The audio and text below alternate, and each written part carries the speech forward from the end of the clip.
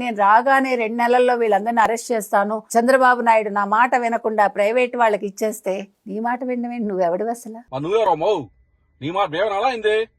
దిగొచ్చినావు. కేంద్రం ఒప్పుకుంది. కేంద్రం ఒప్పుకునేది కాదు ఇది. వరల్డ్ బ్యాంక్ వాళ్ళు 2017 నుంచి మన దేశం మీద జరుగుతున్న పాలసీ ఇది. వరల్డ్ బ్యాంక్ వెబ్సైట్ లో పెట్టా చూడు.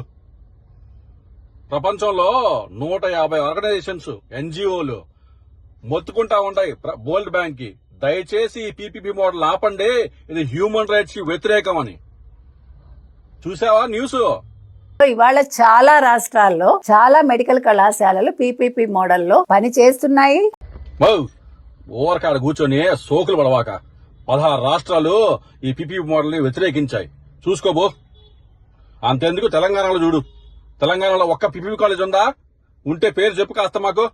తమిళనాడు కావచ్చు. ఎవరమ్మా కట్టిన తమిళనాడులో? మీ తాత కట్టించిన తమిళనాడులో పీపీపీ చూడు.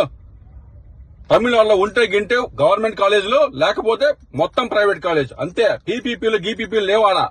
తెలియకపోతే ముందు న్యూస్ తెచ్చుకుని చూసుకో, గూగుల్లో కొడితే వస్తుంది నీకు. నువ్వు చూసారులే పోము.